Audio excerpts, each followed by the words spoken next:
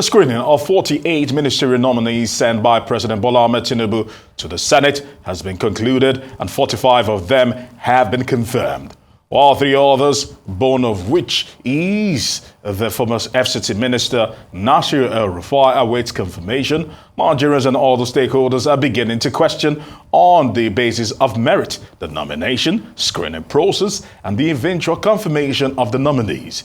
We are now being joined by a former House of Representatives member, Eseme Eyibio, for a review of the entire process and set an agenda for the incoming cabinet. I want to say welcome to Newsday, and thank you for joining us today. Thank you very much, and have a flourishing day out there. Okay. Honorable, we want to start. Let's start it off. Give us your overview perspective of the ministerial nominations and screening so far. What do you make of it? First, there are 3 very important lessons: a lesson in leadership, a lesson in diligence, and a lesson in institutional integrity. 3 lessons we take away from that. First, on the one of the lesson on diligence. If you see the way the Senate conducted themselves, members of the Senate, the senators conducted themselves, and the way the leadership went about it, it was a clear issue of showing diligence, capacity, and of course, sacrifice to the trust that Nigerian people have actually invested in the senators. You know, they sat beyond legislative days. They sat Monday through Monday, Friday, Saturday inclusive, and on Monday. That alone showed the level of diligence, how meticulous they were, how they demonstrated, commitment to making sure that they really rebuild, the confidence of Nigerians and now give us another moment to rejoice in prosperity, development, and growth. Then if you also look at, in between it, democracy is all about liberty and freedom of expression. The senators, of course, are all coming from various orientations, social, religious, and cultural orientations. And of course, regardless of those orientations, within the province of the law, they conducted themselves and exercised their liberties by expressing themselves, which brought about the issue of what is now publicly known as the rowdiness. That was quite democratic. It's quite because there was an allowance for people to be able to express themselves. But the chairman of the session, who is the Senate President, His Excellency Senator Akpabio, rose to the occasion by exhibiting a very unrivaled and unusual statesmanship and crisis management expertise by making sure that they went into the executive session and those issues were resolved. They were not only resolved, just to make sure that there was an accommodation of the opinions of those against and opinions of those for. So there was no winner, no victory. No winner, no loser. And 2, for example, the issue of the screening of my brother Festus Keyamo is not about his person, but the issue of the institutional integrity. The Senate was able to show that by its empowerment by the Constitution, that the Senate and the National Assembly, comprising of Senate and the House of Representatives, shall be in custody of the legislative powers of the Federal Republic of Nigeria. And the issue of the oversight, the issue of that screening was actually part of his empowerment allowances. And they were able to show to those people who are the ministers' nominees that, look, this place is not a rubber stamp. They have made them to go through the procedure, and those of them who ran foul, who were disrespecting and diminishing on the integrity of the National Assembly and the Senate, particularly in this case, were made to pay for it. And you saw how Keyamo, Festus Keyamo, he was very remorseful. He apologized unreservingly, and he went a step further to assure the distinguished senators, Nigerians, and of course that hallowed chamber that whatever happened in the past was not intentionally out to disrespect the Senate, which he actually regretted. And Honorable level of, Eyibio, permit me to interject at this point because since you've touched on, please kindly do. Okay, since you've actually touched on the very, very touchy topic of Festus Keyamo and all that actually ensued in the Hallowed Chambers yesterday, some would say this was payback for a blatant disregard to the legislature because it was almost becoming a trend in the Buhari administration whereby we saw several members of the executive blatantly disregarding requests to visit the Hallowed Chambers to answer questions regarding myriads of issues.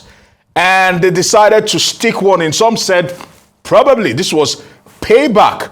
But looking at it, if we're to actually probably broaden our horizon concerning this, how do we ensure that the powers that the legislatures have shown yesterday still runs through and becomes, or rather still is consistent throughout the administration of President Bola Ahmed Tinubu, that we do not have an opportunity whereby at one point in time they respect the legislators, and when push comes to shove and they want to exercise their oversight duties, they begin to disregard and disrespect the legislators. Because that's what Festus Keyamo literally did.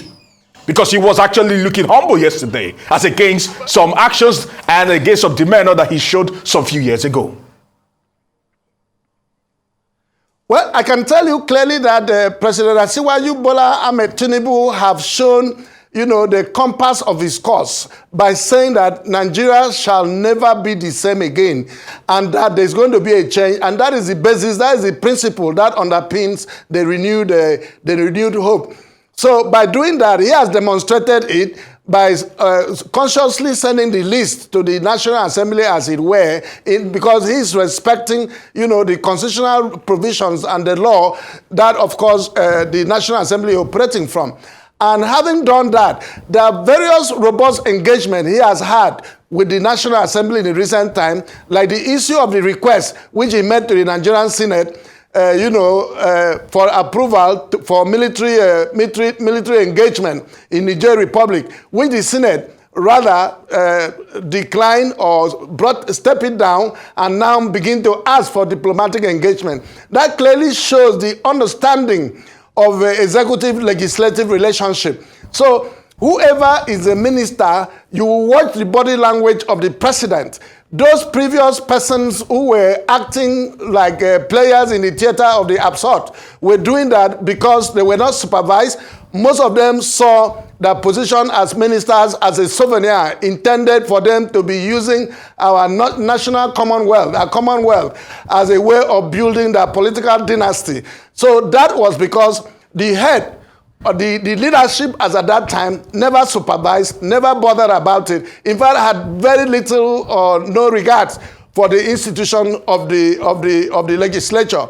But what is going on today is clear, and of course, everybody will get to understand that. Imagine this particular Senate were seen to be a rubber stamp, but so far they have been able to demonstrate the ability to rise beyond the ordinary, to protect the Commonwealth, to protect Nigerians, to be able to make sure that the derivatives of democracy returns back to the people. And they have demonstrated that from the sacrifice in this screening period beyond legislative days, the sacrifice in being able to allow both the opposition and the majority in the legislature to rise up to work as a team and not as political representative of political parties. So I think that is a very strong signal to whoever will go through the process of screening by the legislature. They must have learned their own lessons, like the way Festus Keyamo apologized. He apologized. If you saw his lips, that apology didn't stop in his lips. You saw it reflecting in his gesture. That meant it was a very genuine one. And the Senate also went through the process and procedure to make sure that in accepting their apology, they must have put a proviso, and that proviso was reflected in the contribution of members, and it will never be the same again. We shall not go back again, to that land. Hopefully not.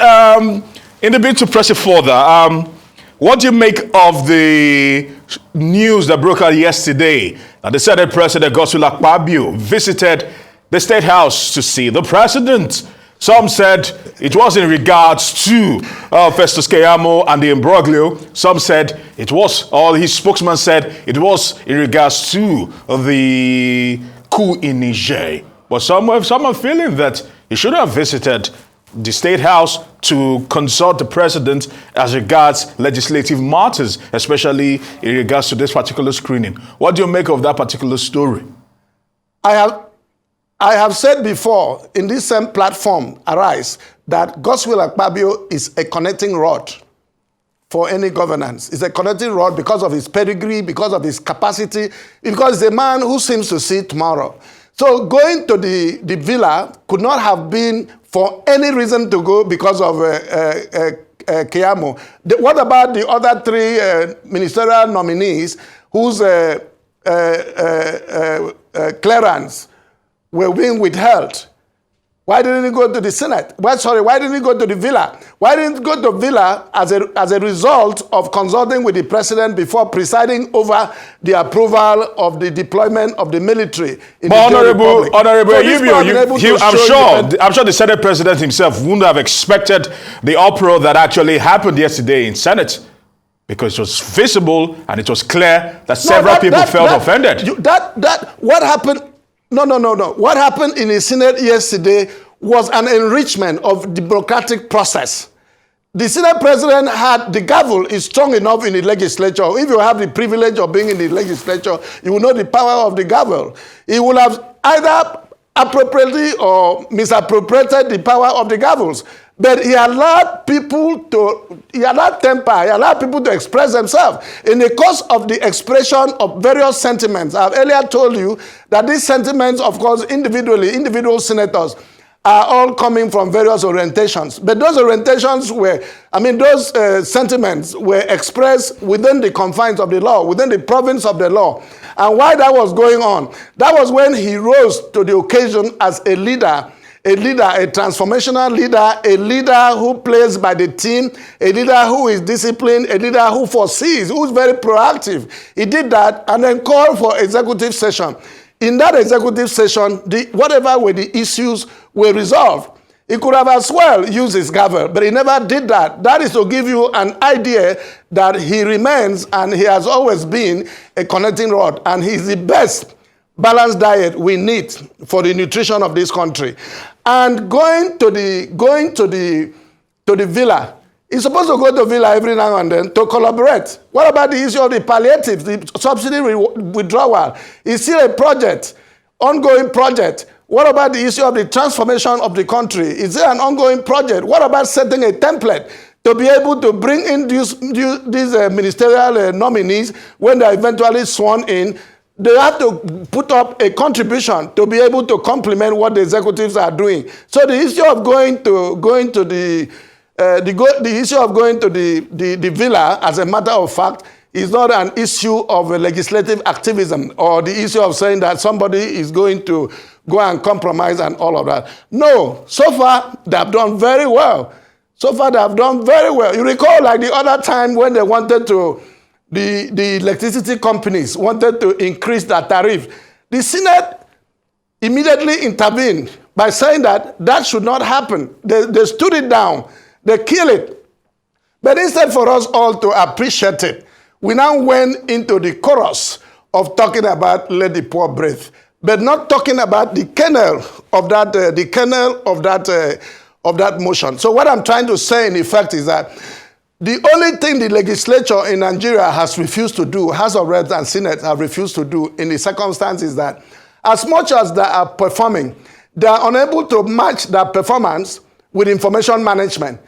So knowing too well that they are very new in government, democracy is very new. Our people are used to military government and military government where you have the executive and the judiciary. So the legislature is quite new. Our people are very new to the legislature. So everything the legislatures are doing are set out to be very strange to the people, and that's why we are having the perception crisis. So I just hope they will be able to re-strategize and now rebuild most of the high-level performances they have made and collaborate and re-strategize to bring that into information management for the purposes of reputation management. All right, Honorable Eyibio, let's talk about the curious case of the former governor of Kaduna State, Nasir El-Rufai. We know that a lot of people have... The former governor of Kaduna State. Kaduna State, yeah, yes. Yeah. Nasir El-Rufai. We know that a lot of people, have waxed lyrical about his competence over the years. But at the same time, he actually polarizes opinions when it comes to his views and his utterances. And they say the reports are that for security reasons, for some security checks, he's been denied that particular opportunity. Talk to me about Nasir El-Rufai. What do you think about him? And do you think he's the right man to serve this particular government in time? And do you think that despite his maybe indiscretion sometimes, he can still add a lot to the Bola Ahmed Tinubu administration? In your question, you are asking me to talk. You are asking me to talk to you about El-Rufai. Yes. As an individual. El-Rufai is a very competent person for any public office, to me as a person. But publicly, I've told you about the issue of religious, of cultural, ethnic, persuasions. Those persuasions, those sentiments, as a matter of fact, of course, exist in the province of our politics.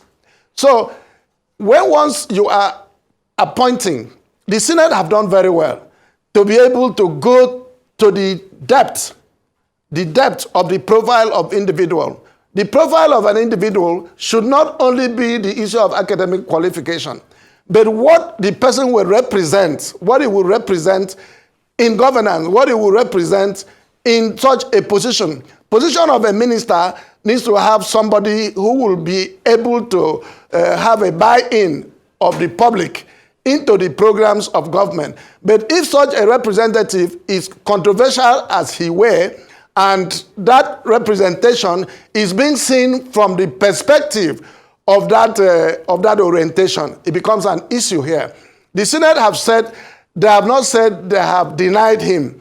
They said they have withheld the approval, meaning that by the time from the security checks, if they are properly advised, and if the security checks all come out well, that he is a fit and proper person to be a minister, that could be taken care of. But meanwhile, within the principles of social justice in this case is to every man his own due. I think he's going through that process and that legislative procedure. And I think it goes on very well. But that is not to mean that he's the only person from Kaduna or is the only person who can serve the purpose he was nominated to. There is no family in this country.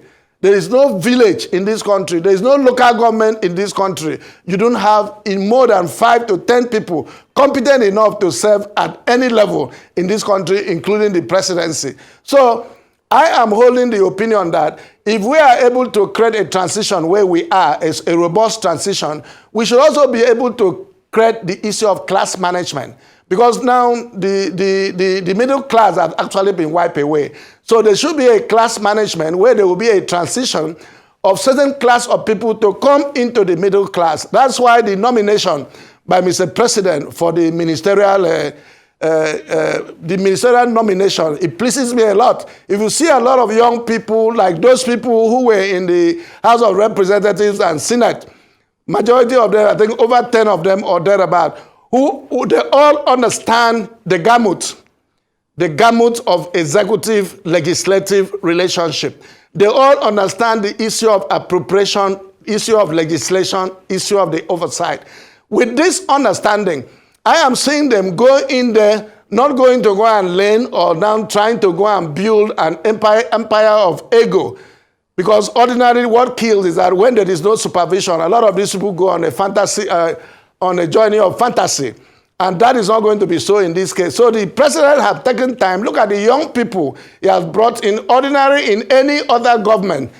Some of them will have not been considered. The young people that bring in so that they will help to rebuild the issue of the transition of a transition from the leadership nursery now to the middle class, who will now take over from the other group. So I look at that as being quite great. And two, on the issue of El-Rufai, if the Lord doesn't fall on him this time, he can also go into a private practice and also contribute to nation building. It's not only in public office that you can contribute to nation building. And we should stop using personalities now to be able to measure how much we can fare as a nation. They will have a lot of preponderance of potentials all over the country we can deploy to rebuild this country again for the purposes of prosperity, growth, and opportunities. All right. Thank you. Thank you. In the bit of stretch it further. Thank you. Looking at that particular list, 48 names were sent. You are not stretching me. I'm not okay. I'm glad I'm not. So permit me to actually pick your brain on this. 48 names were sent to the Senate for screening. And a lot of people pondered and say that Nigeria finds itself as a nation, or herself as a nation, on a very peculiar precipice in terms of revenue generation, in terms of cost of living, and quite a lot of problems at the moment that we would have been expecting the government to try to trim down the fat and probably operate a lean government, because a lot of people have complained time and time again that the cost of governance has become excessively high. Rather than probably reduce the number of ministerial nominees, we are seeing a more boisterous ministerial nominees, and people are questioning. The government is saying we will need to tighten our belts, but the government are not leading by example. Hey. Do you subscribe to this? That's right. Okay. Now, let me give you a typical example. It's not the numbers, it's not the total number of it's not the total number of ministers. That is the problem. Your problem is that 48 as a number. It could as well have been 60. I can tell you in the previous government, where one minister was administering 3 ministries. There was a time Fashola was a minister for works, minister for housing, and minister for power. It's not possible for an individual to supervise and come out with clear results as a minister for 3 large and competitive ministries. So it's not the number. But if the president, his strategy is to make sure that he delivers on his core mandate, he delivers on his promise, and he requires 30 people to be able to do that, we should wait for the outcome.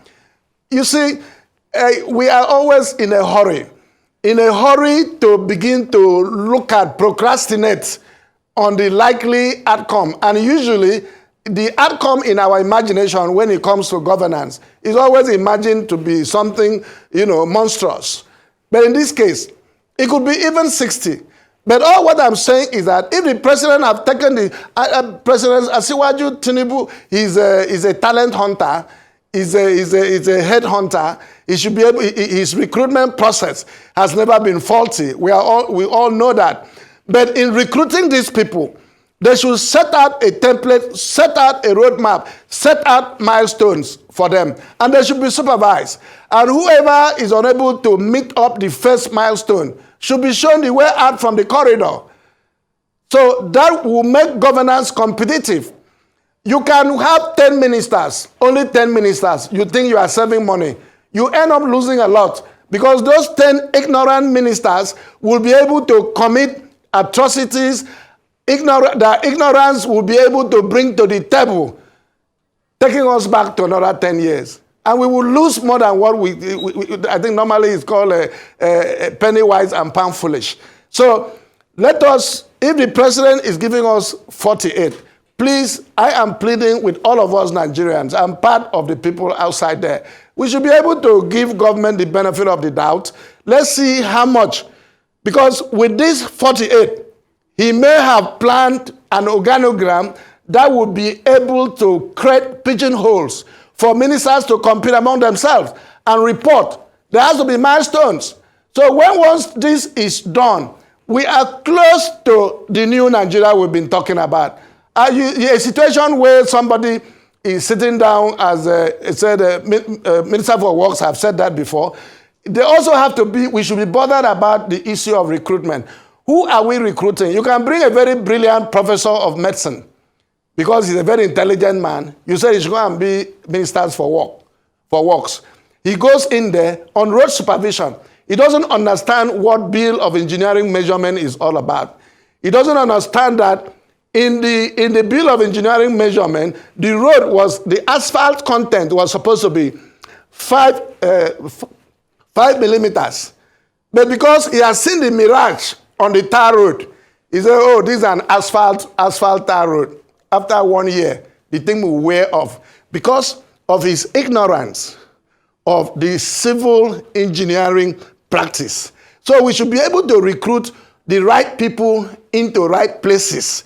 A situation you go and bring somebody that said he knows the president, or he knows the Alafin, or he knows the Oni, or he knows the Sultan. To go and bring somebody who will come and sit down and be keeping a basket of chewing gum and tom-tom in the office, receiving visitors from constituencies. Honorable Eyibio, permit me, for the brevity of time, permit me to interject because you seem to be contradicting yourself. You are saying that quantity... I'm not contradicting myself. Okay, let me try to dissect it. You're saying that quantity would actually yield results. And at the same time, you're saying that quality would actually yield result. But people are saying, No, you are not getting my context. Okay, please try and explain it. You are not getting my context. Briefly, if you can. I am saying that it is not the number of 48 that is the problem, which you are querying. It's not the number of 48, but the number of creating pigeonholes or creating positions, putting right people into right places. All right. So that, and not just putting them in right places, they must be made to compete among themselves. So there must be results. There must be supervision. Yeah, in because the last government, there was no supervision. Ministers with singular responsibilities or singular ministry, so to speak, in the past administration, we could count a number of them that probably did not live up to expectation. And we have ministers with probably dual portfolios that actually did stellar. But you might want to mention Raji Fashola and just single him out. But you are understanding what I mean now. I am saying it's not enough. I gave example of taking a professor, a very brilliant man, to go and put in the Ministry of Works. So in the previous administration, can you understand why, for example, aviation is highly a technical ministry? When a minister of aviation would be able to commission Air Nigeria without even knowing the objectives or what is the intention of having an Air Nigeria, and bring an aircraft from another airline to now come in to do the commissioning. That was as a result of non-supervision. That's what we are saying, non-supervision and having a wrong person in a right place. No, but if you look at the track... I'm saying here. So the reason why I say this is when you look at the track record of the track record of Hadi Sirika, he had some cognitive experience in the aviation sector before being brought in as the Minister of Aviation. Whether or not he now succeeded or Air Nigeria was a sham is a different ball game. So you could actually put the right peg in the right hole and still miss the mark. I'm saying and very clearly here, when you recruit, you must create a pigeonhole for competition. Okay. You give the person clear mandate, and that this clear mandate, the person must be supervised. Because it's from supervision you will be able to know whether the person is doing what was prescribed for him to do. Right. That's the period I'm saying now. Not just appointing a brilliant man to an office, then you go to bed. There's going to be temptation of the man turning that ministry into a private buffet. That's the point I'm saying here. So the president is not the issue of 48 ministers. The issue of giving them mandate, clear mandate, and giving them a roadmap And then this roadmap must be monitored and supervised, either quarterly and all of that. There should be a standard for appraisal, evaluation, monitoring and evaluation. That should be in place.